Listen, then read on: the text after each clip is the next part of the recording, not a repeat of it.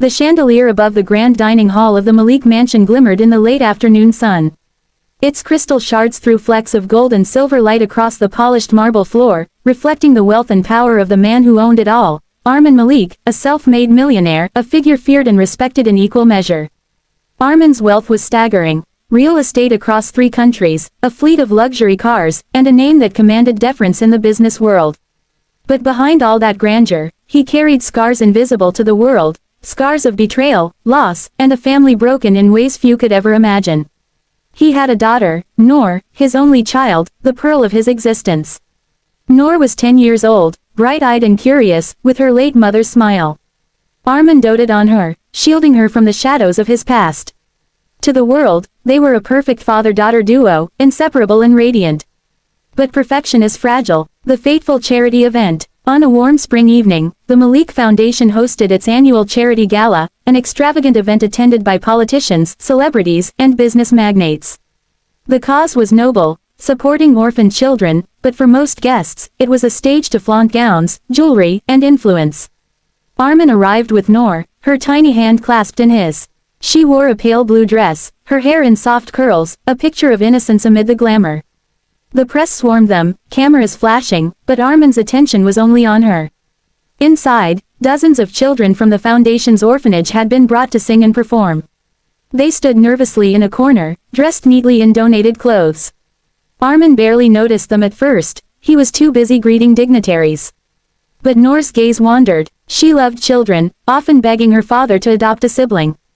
"Daddy, please, I want a brother or sister," she would say, her eyes pleading. Armin always dodged the request with a forced smile. That night, as the children lined up on stage, Noor's sharp eyes caught sight of a boy. He was about 12, with tousled black hair, pale skin, and eyes so strikingly similar to her own that she froze. She tugged at her father's sleeve. "Daddy, Daddy, look," she whispered, urgency in her tone. Armin bent down slightly. "What is it, Noor?" The girl pointed, her tiny finger trembling. "Daddy, that's my brother," she cried aloud, her voice echoing across the hall. The room went silent, heads turned, guests looked from the startled little girl to the stage. The boy stared back, confused but curious.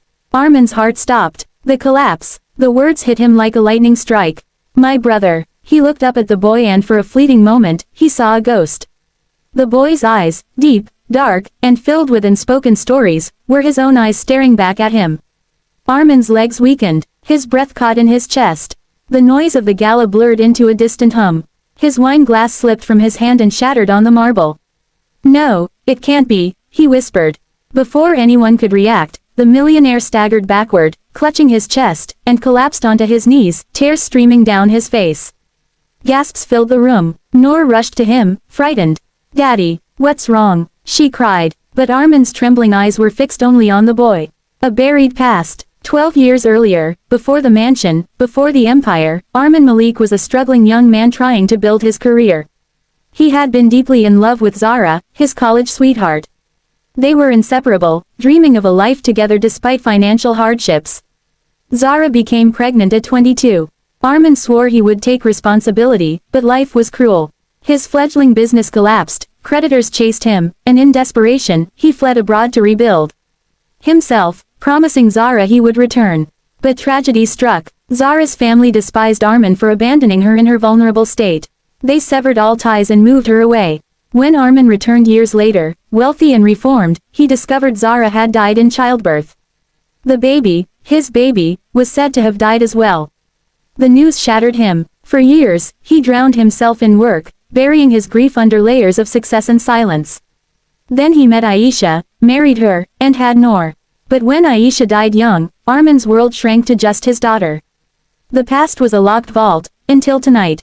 The boy on stage. The gala ended in chaos. Armin demanded a private meeting with the orphanage director. His voice was trembling but forceful.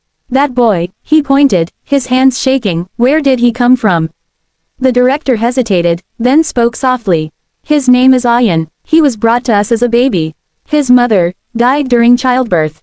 The relatives abandoned him. We know little, only that his mother's name was Zara."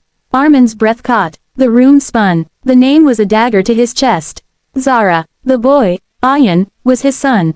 The reunion. Later that night, Armin sat in a quiet room with Noor by his side. Ayan was brought in. The boy looked nervous, shifting from foot to foot, his clothes slightly too big for his thin frame. Armin stared at him, tears glistening in his eyes.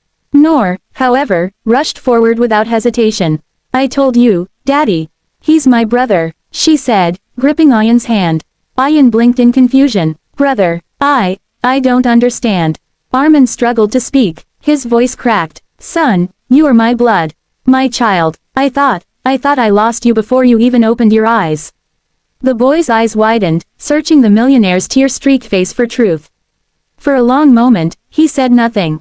Then, softly, he asked, "If I am your son, why did you leave me?" The question pierced Armin deeper than any blade.